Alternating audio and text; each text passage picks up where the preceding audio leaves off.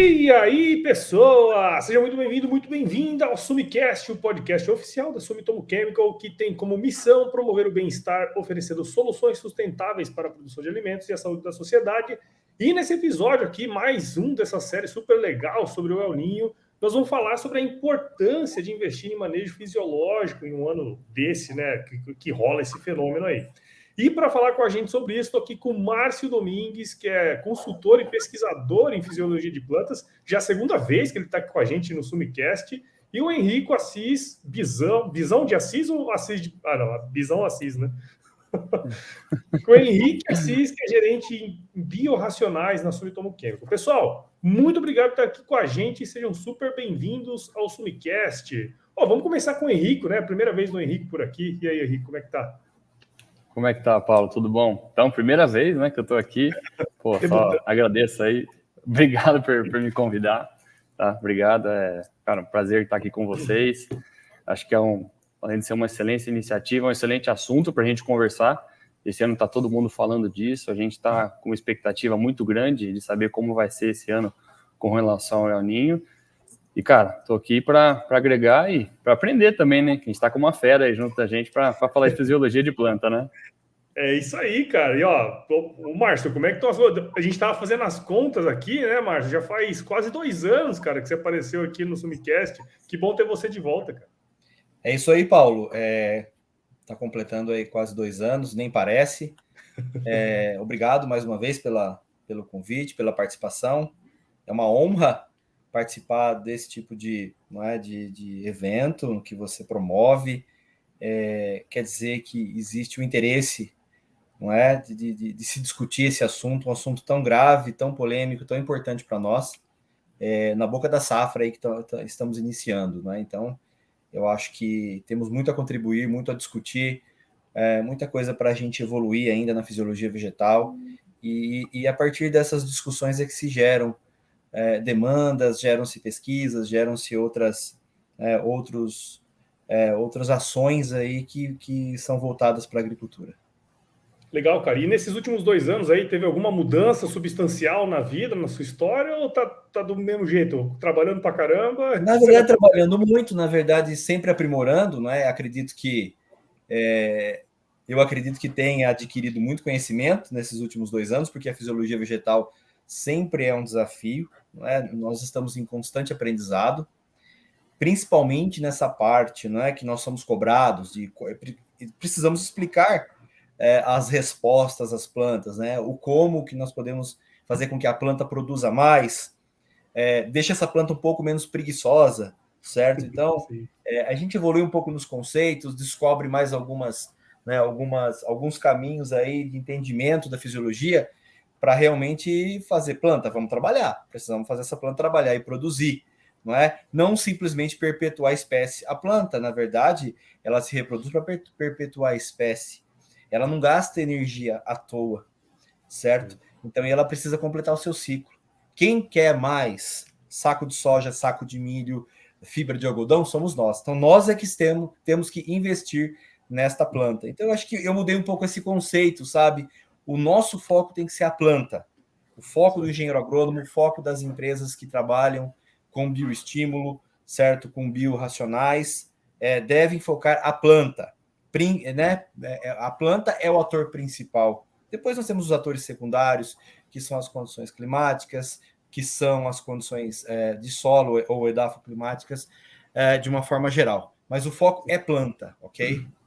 Legal, muito bom. E aí, Henrico, primeira vez aqui no Sumicast, cara, conta um pouquinho aí da sua trajetória, cara, rapidamente, para a gente começar esse bate-papo aí. Vamos lá, foi a primeira vez que eu estou aqui, né? Não tenho tantos anos aí quanto o Márcio de mercado, estou 10 anos trabalhando como agrônomo, né? Já passei por diversas áreas, posso dizer assim, aí já passei por pesquisa, passei por desenvolvimento, marketing, passei por vendas e estou como gerente de biorracionais agora na Sumitomo.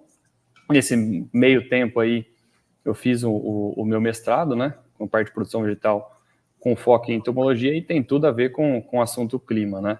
Sim. Então, sempre clima a gente observou aí em todos os sentidos da parte de entomologia e agora na fisiologia de planta acho que é mais do que necessário entender um pouco do clima E eu gostei do que o Márcio falou, né? A gente fica pensando muito no clima, mas, cara, não está na nossa mão. Acho que a gente tem que olhar para a planta como uma coisa que a gente consegue trabalhar. E aí o manejo fisiológico entra como uma luva nisso, né? A gente consegue trabalhar perfeitamente com as ferramentas que a gente tem hoje.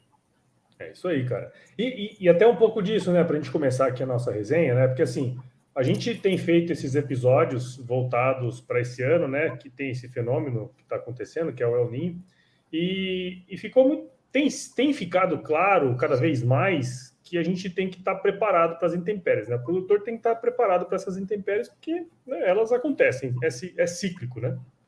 E como eu comentei lá no início, a ideia é a gente falar da importância, né, de se fazer um bom manejo fisiológico em anos aí como que a gente está vivendo agora.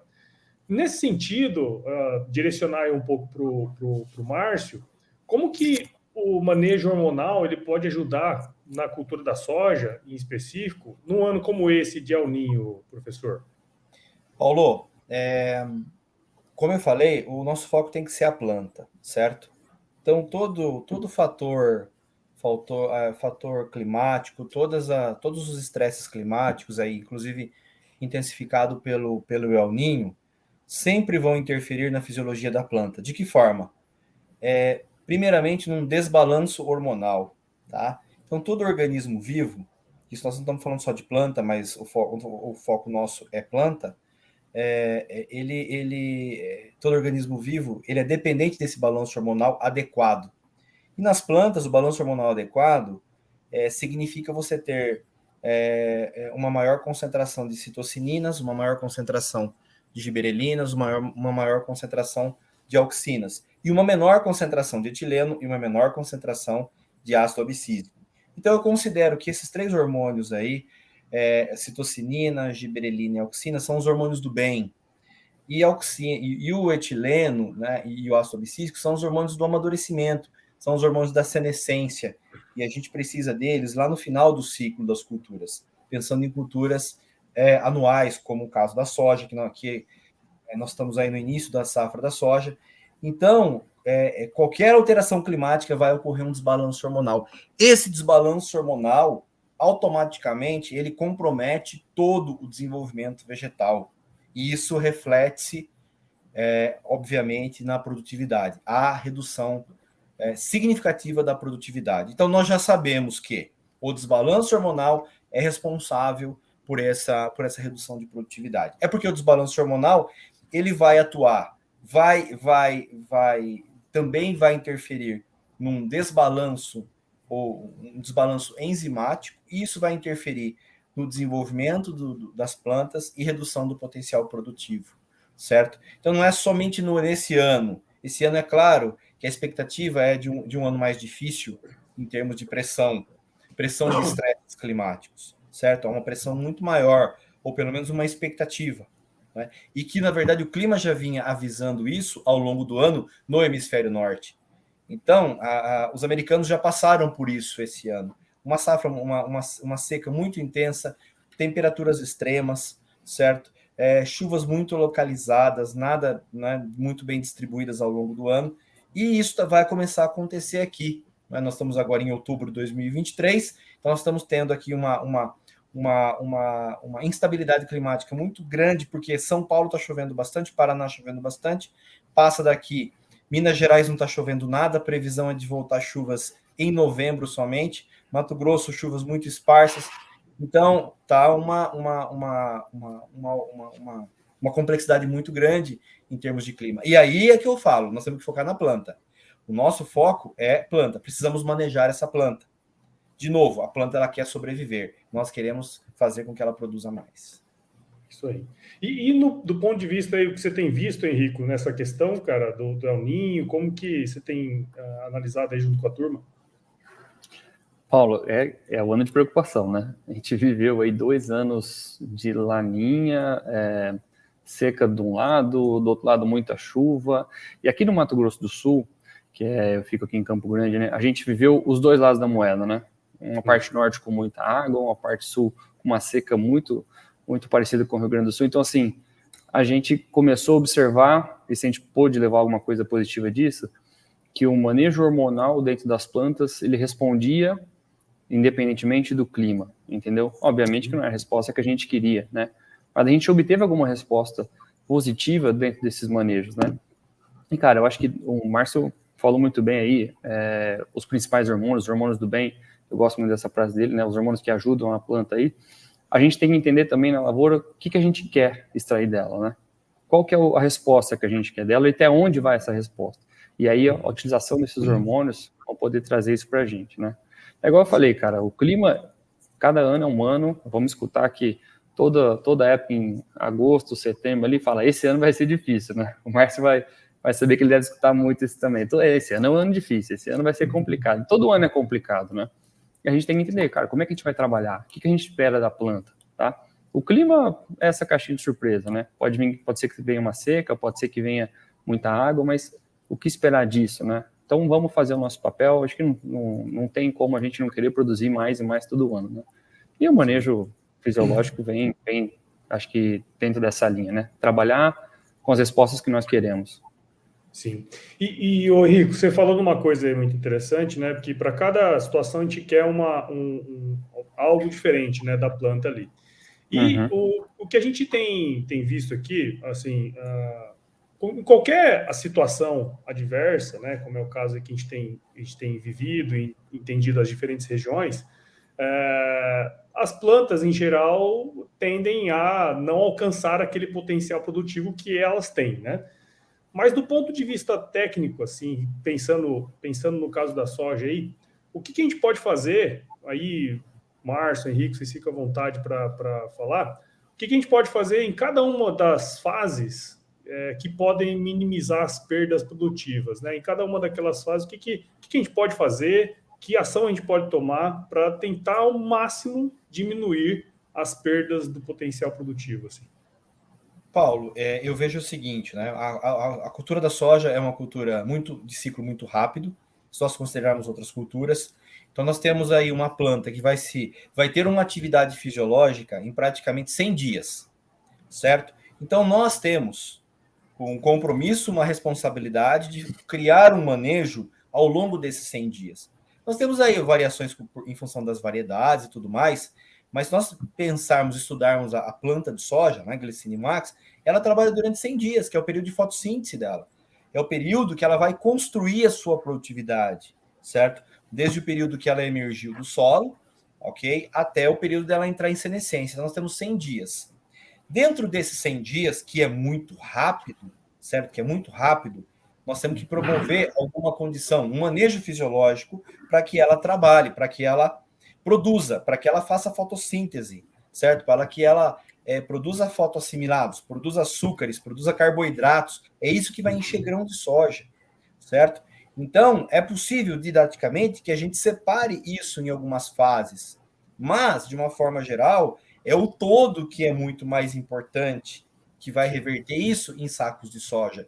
Então, se eu quero 50, 60, 70, 80, 90 sacos de soja, 100 sacos de soja lá no final, o que eu deveria ou devo estar realizando ao longo desses 100 dias? Fazendo com que a planta produza. Ela é que é responsável por reverter toda a energia solar que ela vai estar absorvendo, a água e o balanço hormonal é que vai promover essa conversão energética para sacos de soja.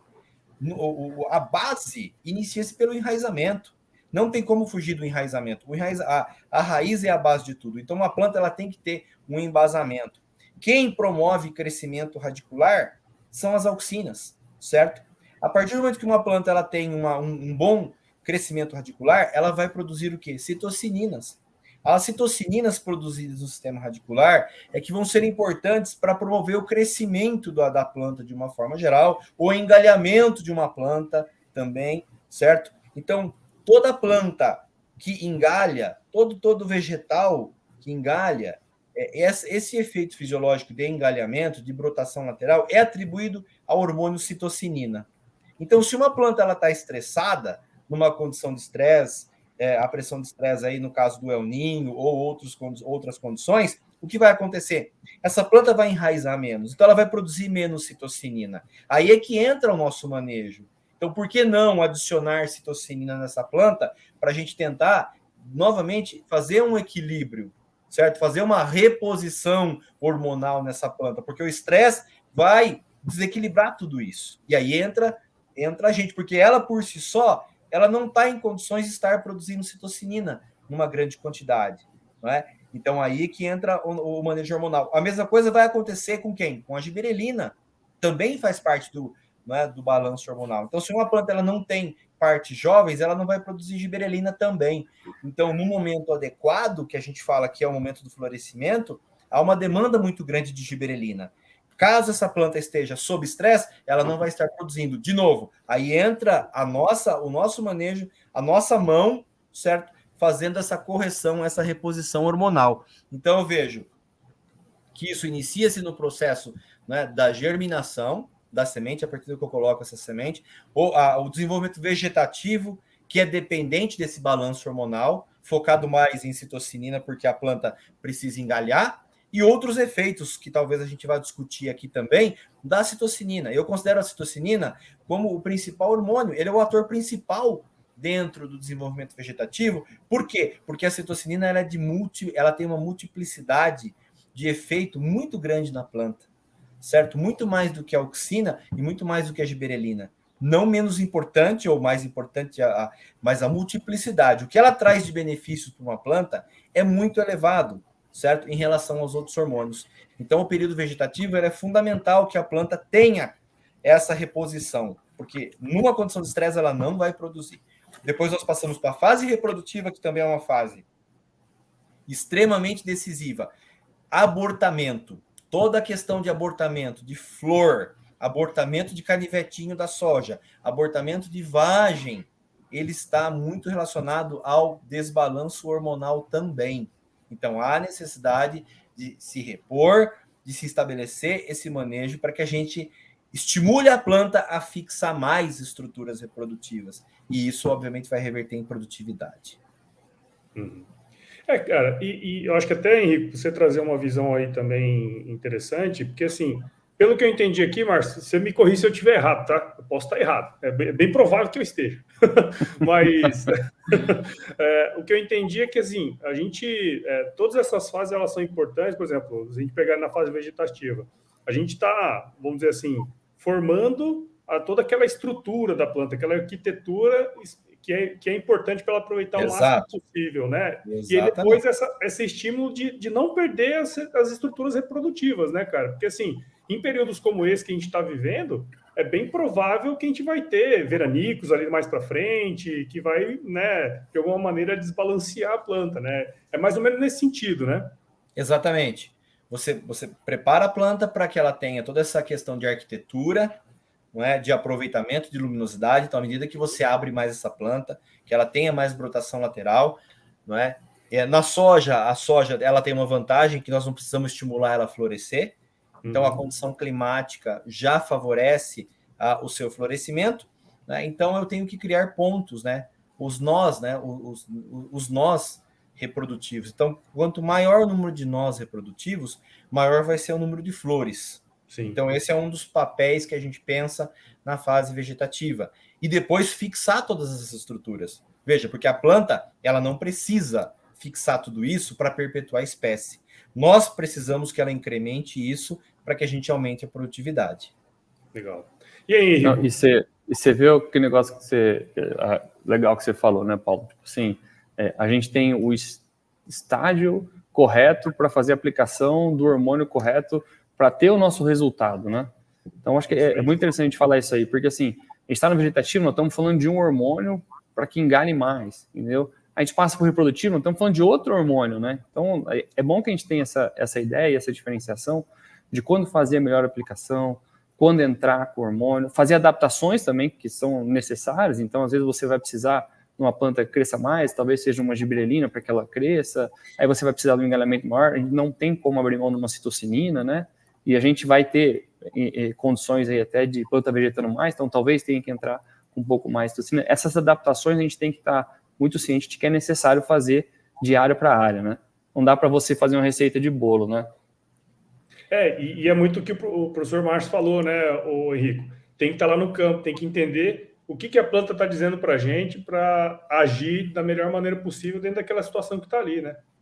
Claro, Exato, com certeza. Paulo. Nós precisamos fazer a leitura das plantas, né? Então, esse equilíbrio que a gente vai tenta criar, estamos aprimorando, né? Por isso que eu digo que a gente sempre está num constante aprendizado. Nós estamos aprimorando cada vez mais isso. O Henrique falou, eu vou, na verdade, só intensificar um pouco a fala dele, da importância da citocinina.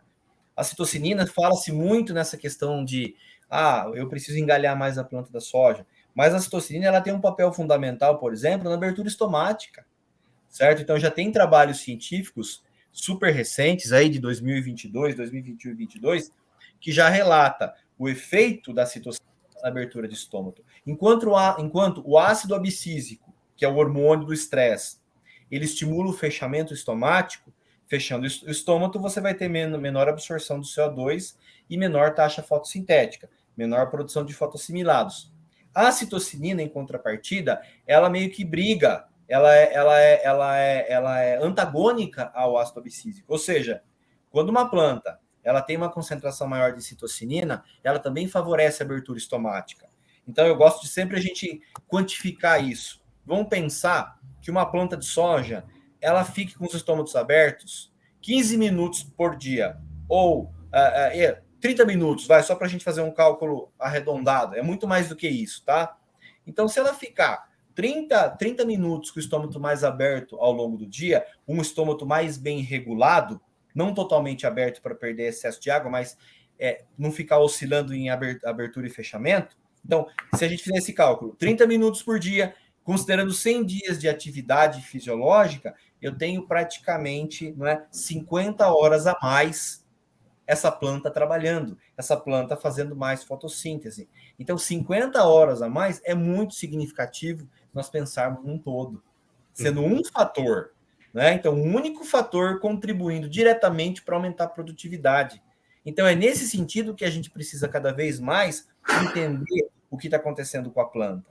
Né? Então, em 100 dias ela trabalhar mais 30 minutos, ela vai estar fechando com 50 horas a mais, trabalhando de uma eficiência fotossintética maior. Outro aspecto, uma planta muito mais equilibrada em termos de citocinina, ela também estimula a maior nodulação da soja. Então, existe uma correlação positiva da bactéria do Bradyrhizobium, do rizóbio do inoculante, com a citocinina. Uma planta que tem um teor maior de citocinina tem um estabelecimento maior de nódulos, certo? Na planta. Além de outros benefícios que a gente já conhece muito mais, que é a questão de preservar a clorofila, estimular e preservar a clorofila, estimular a produção de clorofila e preservar a clorofila, estimular e preservar a produção de cloroplasto, certo? Que é a organela onde acontece todo o processo fotossintético. Então, a citocinina, ela acaba sendo um hormônio-chave na produção agrícola, certo? Ela é considerada um hormônio-chave na produção agrícola, tá? Então, é muito disso. Outro aspecto, ela também estimula a maior produção das enzimas nitrato redutase e nitrogenase, que convertem a necessidade da conversão do N atmosférico que passa pelo Bradyrhizobium e se converte em nitrogênio assimilável pela planta. Quem faz isso é essa enzima. Então, há um estímulo de maior produção dessas enzimas através da citocinina também. Pô, professor, mas ela faz tudo? Não é isso, mas a gente está entendendo a importância de se ter o balanço hormonal sendo suportado por citocinina, certo? E não é só nos seres humanos que o balanço hormonal é importante. Na planta é muito mais, porque ela não consegue sair do sol e ir para a sombra. Ela não consegue sair de lá e beber água. Então é mais um motivo para a gente levar esse manejo até ela. Nós precisamos criar cada vez mais, né? Estabelecer esse manejo fisiológico para realmente a gente conseguir fazer com que a planta evolua em expressar o seu potencial produtivo. Tá certo? Você ia comentar alguma coisa, Henrique? Não, eu acho que é nessa linha que o Márcio disse. E eu acho que outra coisa também legal, que a gente tem que falar assim, nós estamos dando... O hormônio serve para dar um sinal para a planta, né? Ele não vai substituir uma fertilidade boa, não vai substituir uma adubação. A gente não está falando aqui que você tem que não manejar para fungicida, herbicidas, tudo isso tem que ser, inseticidas, tudo isso tem que ser feito com excelência, né? Só que uma coisa que eu acho que é uma vantagem do hormônio, a gente está dando um sinal para a planta, ela está entendendo o que ela tem que fazer, e a gente está fugindo um pouco daquele de estressar a planta. E isso é bacana, porque quando você às vezes faz uma aplicação, cara, vem uma seca de algum produto que seja para travar a planta ou para dar um sinal a ela, às vezes vem uma seca, cara, você tem um efeito oposto, um efeito contrário daquilo que você queria, e aí você tem você prejudica ainda mais a sua produtividade. No caso do hormônio, você não tem isso, né? Você está dando um sinal para a planta, ela vai, dentro da resposta dela de clima, ter uma resposta maior ou menor, mas ele está entendendo o que ela vai precisar fazer, porque a gente está complementando e mexendo no balanço hormonal. Então, isso, para mim, que é um gap muito importante que a gente precisa observar quando está falando de manejo hormonal na planta. A gente foge um pouco desses estresses. Né? Sim. Henrico, eu concordo assim embaixo, essa questão da base. Então, a base é fundamental. Né? Não há possibilidade de a gente abandonar a água, abandonar os nutrientes, fungicidas e inseticidas. Mas pelo contrário. Só que se você tem tudo isso, e aí você tem o efeito climático, né, os estresses abióticos contra, de nada disso adianta. Porque você vai inserir o quê? Um desbalanço hormonal. Tá? Então, tudo isso, tá, é importante, porém, você não vai conseguir atingir, muitas vezes, uma produtividade em condições aí adversas. Por quê? Porque o clima ele vai causar na planta esse desbalanço hormonal. E aí a planta começa a entender que ela só precisa sobreviver, certo? E perpetuar a espécie, e não mais produzir. Então, é aí que que é o diferencial. Então, eu acredito, isso até por históricos de acompanhamento das culturas, que num ano que a gente tem esses eventos, o manejo fisiológico, ele é muito mais obrigatório, certo? Muito mais obrigatório, porque aí a gente vai conseguir interferir muito mais na planta. Né? Interferindo muito mais na planta de forma positiva e fazendo com que ela expresse o seu potencial produtivo. Outro aspecto importante é o efeito preventivo. Então, é importante que a gente sempre trabalhe de forma preventiva. Eu volto nos 100 dias. Então, nós temos só 100 dias para fazer essa planta a expressar o seu potencial produtivo. Então, se eu tenho que fazer alguma coisa, não deixe para amanhã, não é? Então, olha, esse é o momento da gente trabalhar com citocinina, que é o momento da divisão celular, é o momento da diferenciação celular, que é lá na fase vegetativa, em V3, não é? V4, por ali, é onde é o pico máximo de diferenciação, divisão celular e diferenciação celular. E quem é que comanda divisão e diferenciação celular? Citocinina. Porque citocinese vem de citocinina, que é a divisão celular. Então, há uma demanda muito grande desse tipo de hormônio nessas fases. Então, se eu esperar acontecer algum estresse, não, agora eu vou fazer a aplicação, vou fazer uma reposição hormonal, não, isso não vai acontecer, porque não tem efeito reverso, certo? Se o período de diferenciação celular, divisão e diferenciação já ocorreu, de nada adianta eu passar 5, 10, 15, 20 dias e fazer isso, porque 20 dias em 100 dias é 20%, já foi, certo? Exatamente. Então, o trabalho que a gente tem que fazer é em termos de dias, ou horas, inclusive. Não é? Então, eu tô muito inclinado a pensar muito mais em horas, em momentos aí, do que você considerar dias ou semanas. Eu faço daqui uma semana, daqui 15 dias é muito tempo, né, dentro de um ciclo como um todo. Então, esse manejo ele é fundamental. Tá? Quando a gente fala do reprodutivo, a giberelina é um dos hormônios chaves na fase reprodutiva. Isso, os vários trabalhos, os artigos científicos demonstram isso. Não é? A demanda que existe das estruturas florais para a giberelina. Por quê? Porque ela faz parte do alongamento. O alongamento das pétalas da flor, das sépalas, do ovário. E o ovário vai originar o quê? O ovário vai originar o fruto. Quem é o fruto? É a vagem. Então, a vagem da soja é um fruto e dentro dele tem semente. Então, nós precisamos alongar. Nós precisamos alongar o ovário, nós precisamos alongar o fruto, que é a vagem, que é o canivetinho, e nós precisamos alongar a semente. E depois encher essa semente. Certo? Então, tudo tem que estar andando de uma forma muito, muito conectada. Nada adianta eu também estimular o alongamento celular, não é? Estimular, olha, célula da semente, cresça. Aí eu vou encher do quê? Eu preciso encher de fotoassimilados. Essa planta ela precisa continuar trabalhando, ou que veio trabalhando na fase vegetativa, veio fazendo fotossíntese, veio de uma forma muito equilibrada, e aí eu vou conseguir ter reservas, essa planta vai ter reservas para encher essas estruturas reprodutivas, certo? Sim, sim. E a gente falando de coisas interligadas aí, né, professor? A gente falou agora bastante da cultura da soja, mas logo em seguida a gente tem aí a segunda safra de milho, né? Que praticamente em toda a área produtiva do Brasil, especial aí, Cerrado, Norte, né? Região Sudeste, Sul também, em algumas regiões, a gente tem a segunda safra, né? Nesse aspecto, pensando que tudo que a gente ouviu falar aqui do clima, né, de El Niño e tal, o finalzinho ali da safra que pega, né, o início da segunda safra, é um período relativamente crítico em algumas regiões, né? Como que o manejo fisiológico nesse sentido pode ajudar nesse contexto da segunda safra de milho? A segunda safra é quase que uma batata quente, né? A gente precisa se livrar, colocar o milho no chão, né? A semente no chão, o mais rápido possível. Né? É uma briga, uma corrida, né? Uma correria maluca, né? Uma corrida maluca. Eu preciso colocar, porque a cada dia, você vê que interessante, no milho a gente já pensa em dias, né? A cada dia que eu coloco o milho, né? Antes eu tenho um ganho lá na frente, porque a chance de ter de cessarem as chuvas é muito maior, não é? Então a briga é muito maior, então a preocupação é muito maior, é muito interessante isso. E o milho é uma cultura, veja, que a gente precisa investir muito na fase vegetativa, não é?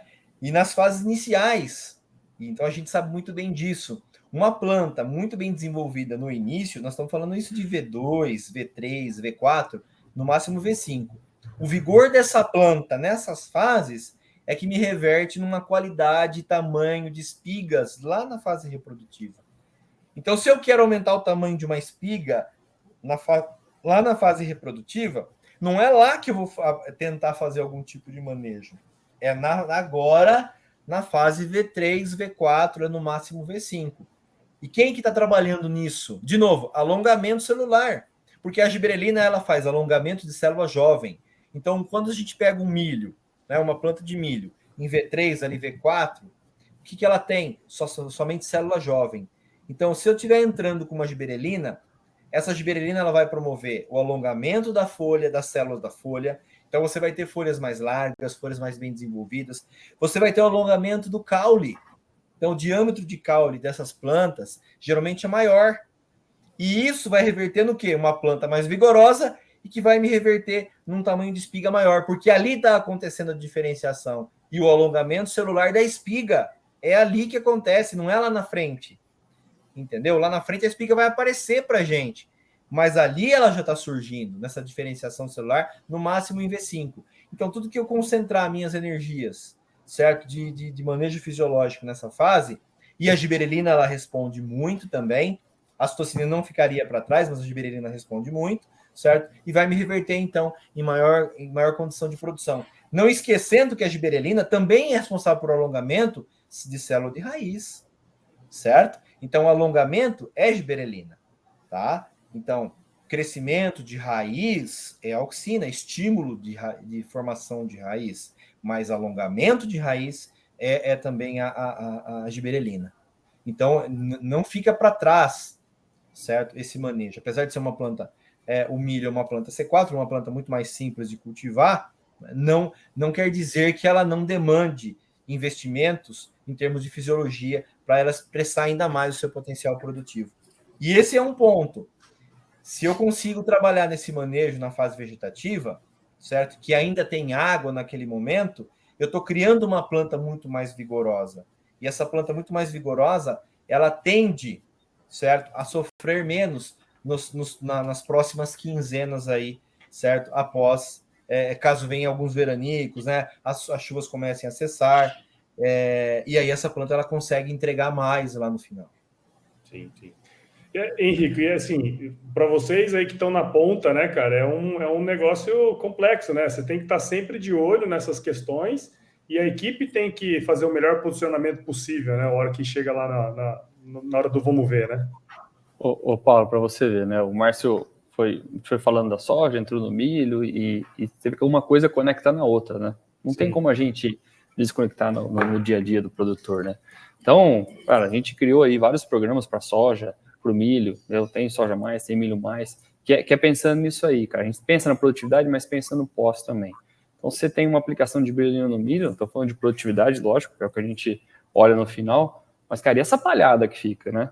Então, o Márcio falou lá, cara, planta mais robusta, com maior área foliar, maior caule, cara, essa palhada vai ficar na área, você vai ter o benefício ainda, sabe? Sim. Então, até volta um pouquinho para a soja, a gente falou de vegetativo, falou de reprodutivo, então, assim, estamos falando do hormônio certo na hora certa, então as coisas vão se encaixando, né? Você vai, vamos para a citocina, você tem maior divisão celular, você diminui a dominância apical, você tem uma estruturação melhor de planta, essa planta que tem mais nós, certo? E aí você vai ter uma caixa produtiva maior, precisamos reter essa caixa produtiva, a gente entra com uma gibberellina, entendeu? Que vai manter essa florada, que vai uniformizar ela, que vai ter também aí uma retenção de vales, aí você consegue ter uma produtividade maior, e aí você entra para o milho, onde você, além de ter uma produtividade maior com a gibberellina, ainda tem também essa questão de palhada. Então está sempre muito conectado, Paulo, a gente não consegue falar de uma coisa sem falar da outra, sabe? É um manejo, por isso a gente fala de manejo fisiológico, né? Que é um manejo onde a gente está olhando a fisiologia, mas tem tudo está conectado, né, cara? Eu só Não, desculpa, no fim do dia eu ia falar assim, é o sistema de produção, né, cara? Tá tudo interligado, sim, não tem como, né? Sim, tá tudo interligado, tudo interligado. Eu não sei se o Márcio concorda comigo, mas acho que um dos gargalos que a gente tem hoje é entender isso, sabe? Porque não dá pra gente olhar, cara, não é só você colheu a soja e que acabou, entendeu? Botamos milho, agora é outra situação. Não, é uma continuidade, né? A gente tem que dar continuidade em tudo isso. Então, cara, você começar a olhar o sistema de produção e não só a cultura em si, dos 100 dias de soja e a safrinha, cara, você vai começar a entender melhor o seu sistema de produção e aí essas intempéries que a gente tem todo ano vão cada vez menos influenciar no dia a dia da lavoura, tá? Concordo sim, Henrico. Eu acho que a gente tem que pensar muito mais de uma forma global, certo, do que simplesmente, né, isolar culturas. Então, sim. É um manejo, ele tem que ser sustentável. Biomassa é fotossíntese. Palhada é fotossíntese, certo? Então, quando você está trabalhando com gibberellina em palhada, em planta de milho, por exemplo, se você alongou a folha, você vai ter mais biomassa. E o que nós estamos mensurando, na verdade, do milho é grão, mas na verdade foi um todo, não é? Porque os hormônios eles são inespecíficos. O que quer dizer isso? Onde o hormônio cai, a gibberellina cai num tecido vegetal, ele vai alongar essa célula, seja na folha, seja no caule, seja na raiz, seja na flor, seja no ovário. Então, onde alcançar, ele vai alongar, porque ele é inespecífico. Então, a célula precisa estar jovem. Estando jovem, essa célula vai alongar. E a gibberellina tem esse papel, né, de alongamento celular. A citocinina, da mesma forma. A gente falou na soja lá, na fase vegetativa. Então, aonde ela cair, ela vai tá atuando. Só que ela tem alguns efeitos fisiológicos específicos, né? Que não, nesse caso, não é tanto o alongamento. Uma outra questão também que passou desapercebido, que eu gostaria de estar comentando, na soja, é que quando você tem um manejo, né, adequado de citocinina, a citocinina aplicada na soja também estimula a produção de gibberellina endogenamente. Veja, então você está estimulando, você está criando um manejo, você está estabelecendo um manejo na planta, aplicando uma citocinina.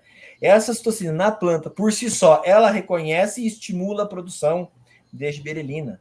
Então há um sinergismo aí muito interessante, né, da gibberellina com a citocinina, certo? Então são trabalhos que foram publicados agora, em 2021, 2022 também, mostrando esse efeito. Então, se eu estou aplicando citocinina, você não está só tendo o efeito da citocinina, você está ganhando também o efeito da gibberellina, que a planta foi estimulada a produzir, tendo mais citocinina no sistema, né, rodando dentro da planta, ok? Então, assim, é muito mais complexo do que a gente imagina, mas muito mais simples também de se entender. Ou seja, a partir do momento que nós comecemos a entender da importância do manejo hormonal e que a planta precisa manter esse balanço hormonal, certo? A gente fala, opa, tem alguma coisa aí que vai me contribuir para que isso seja revertido em produtividade.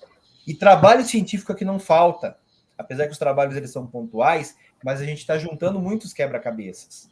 Então, essa questão da sinergia, essa questão de todos esses efeitos, múltiplos efeitos da citocinina no crescimento da soja, certo? E também do efeito da gibberellina em todas as estruturas, células e órgãos das plantas, tudo isso revertendo-se em produtividade.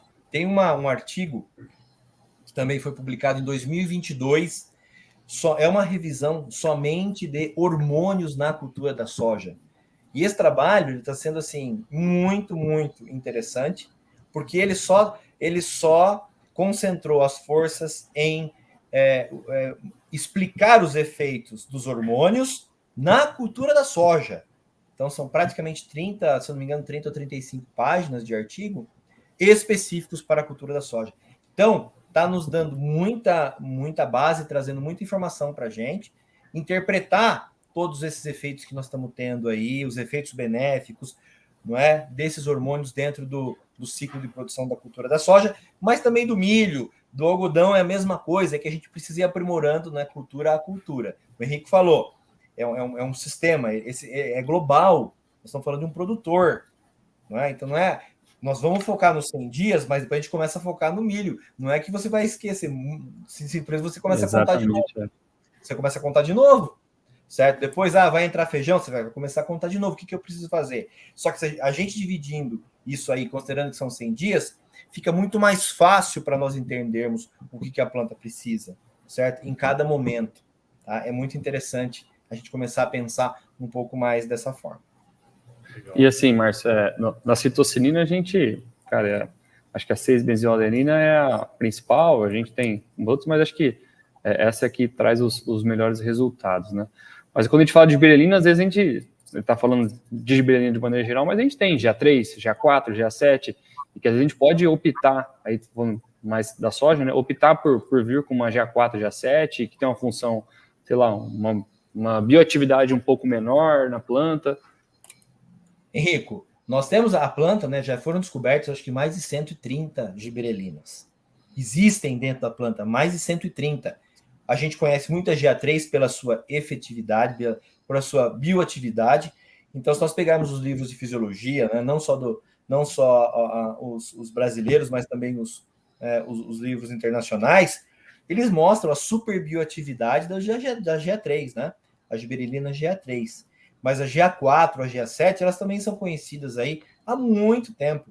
Qual que é a vantagem também de trabalhar com GA4 e GA7? A vantagem é que elas não causam esse super alongamento, né? Então vamos dizer que é uma gibberelina mais calma. Ela tem a sua bioatividade, mas não no foco em super alongamento. Porque se eu aplicar, por exemplo, o GA3 num pé de alface, esse alface ele cresce e alcança uns 2, 3 metros de altura. Isso está na literatura, está em qualquer livro de fisiologia. Não é? E isso não acontece com GA4 e GA7. São gibberelinas um pouco mais calmas, vamos dizer, né? Um termo um pouco Haja mais... vontade de comer salada, né? Não, haja vontade de comer talo também, né? De algodão e também, né? O látex do algodão, que é amargo, né? Mas na soja, de novo, né? Essa gibberelina ela vai fazer o seu papel de alongamento um pouco mais calmo, vai fazer o papel de divisão celular, vai fazer o papel de manutenção da clorofila, porque a gibberelina tem esse papel. Então, está publicado na literatura, a gente sabe desses efeitos de manutenção da cor verde na planta. Cor verde é clorofila, clorofila é fotossíntese, fotossimilado é saco de soja. É isso aí. Boa. Muito bom, hein, pessoal? Barbaridade, hein? Ó, a aula aí para nós, né, Henrique? Fala a verdade. Eu não esperava menos, né? Eu falei para você. Essa fera aí não vai aprender muito. É isso aí, cara. Pessoal, queria agradecer demais a participação aí de vocês aqui no Sumicast. Tenho certeza que quem está do outro lado aí aproveitou bastante, né? Assim, essa série do El Ninho tem sido muito legal, porque a gente tem trazido, né, fatos que estão acontecendo, né, agora. O El Ninho é algo que está acontecendo, mas os conceitos, eles são eternos, né? Assim, do ponto de vista de olhar para a planta, igual nós estamos comentando aqui. Então, se acontecer um El Ninho daqui 5 anos, né, e alguém escutar esses episódios, alguma coisa deve ter mudado, né, professor? Porque as coisas são dinâmicas aí na fisiologia, mas a base aí a gente está falando bastante aqui. Então, muito obrigado por vocês terem participado, colocado o conhecimento de vocês aqui, e parabéns aí pelo trabalho de vocês, viu? Eu que agradeço o convite, Paulo, agradeço o convite, Henrico, e sigo à disposição de vocês aí a qualquer momento para a gente conversar mais. Só nessa reflexão última sua aí, não é? as coisas mudam, mas a citocinina sempre vai ser importante, a tiberelina sempre vai ser importante, a auxina sempre vai ser importante. E o etileno, nós temos que fugir dele no florescimento, fugir dele na fase, não é? O estresse, ele vai fazer a planta produzir etileno. Nós temos que fugir desse etileno aí, ok? Isso aí. As bases, né, como nós comentamos lá no início, continuam, né, sempre sendo importantes, né? Sim, sempre. O Paulo, cara, obrigado, parabéns pelo trabalho do podcast que está fazendo. Agradeço demais dar a oportunidade para a gente aqui. Márcio, obrigado por aceitar o convite, de estar aqui com a gente, de poder conversar, trazer um pouquinho. Cara, a gente falou que ia passar rápido e passou mesmo, né? Já deu quase 1 hora ali, a gente nem... Se for botar todas as fotos que a gente queria falar aqui, ficou um monte faltando, né? Mas, cara, agradecer, eu espero trazer um pouco de informação do que a gente tem, tá?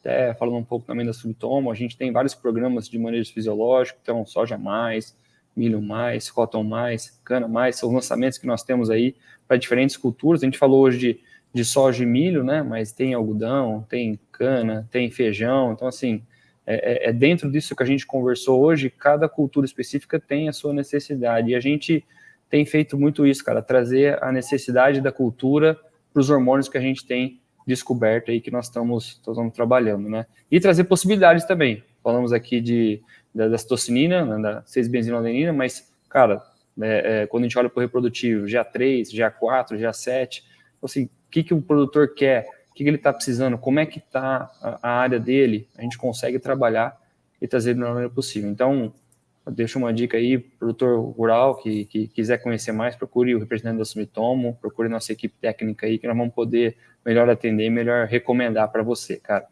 E agradeço. Obrigado mais uma vez pela aula aí, Márcio. Foi... Eu que agradeço, Henrique. Grande abraço. Valeu. E conta aí, professor, para quem quiser seguir o seu trabalho, onde a gente pode te encontrar, cara? Olha, eu tenho, né? Você pode me passar o meu LinkedIn, pode colocar meu WhatsApp aí à disposição, telefone, a gente sempre está né, disponível para tirar dúvidas, conversar sobre fisiologia, né, aprender também, né, a gente aprende muito com o produtor, aprende muito com os resultados. Esse ano vai ser um ano de aprendizado, vai ser um ano, né, de desafios, mas eu acredito que daqui 100 dias, como eu falei para você, depois que a gente colher essa soja, nós teremos aí grandes resultados, grandes respostas a partir do manejo fisiológico que serão estabelecidos na cultura da soja. Isso aí, muito bom. Henrico, para quem quiser seguir o seu trabalho, cara, onde a gente pode encontrar? Cara, estou principalmente aí no LinkedIn, né? A minha página profissional, Henrico Bizão de Assis. Mas quem quiser, eu não sou muito de postar nas outras redes sociais, mas Instagram, Facebook, vai estar Henrico Bizão de Assis, é só digitar lá. É difícil achar um Henrico com H, né? Eu tenho certeza que o pessoal colocar Henrico com H vai encontrar meu nome lá, cara. É isso aí, cara. Muito bom, então. E para você aí que ouviu esse episódio, que eu conversei aqui com o Márcio e com o Henrico, tenho certeza que você viu o valor nele, afinal você está aqui com a gente até agora, então considere compartilhar esse episódio aí com alguém que vai se beneficiar desse conteúdo. O podcast, ele cresce na medida em que você participa junto com a gente dentro desse processo. Então siga o Sumicast em seu agregador de podcast favorito e acompanhe também os episódios no Agro Resenha Podcast. Siga a Sumitomo Chemical nas redes sociais, basta procurar lá por @Sumitomo Chemical Brasil no Instagram, Facebook, LinkedIn e YouTube, e visite o site da Sumitomo Chemical, www.sumitomochemical.com, e saiba muito mais aí sobre esses programas que o Henrique comentou, porque tem muita coisa boa lá e é só entrar em contato aí com alguém da Sumitomo Chemical para saber mais, tá certo? Pessoal, muito obrigado de novo. Eu sempre finalizo meus episódios aqui com uma frase de muita sabedoria, que é o seguinte, cara, se chover não precisa molhar a horta aí não, tá bom? Vai para a horta gigante lá, viu, professor? De repente...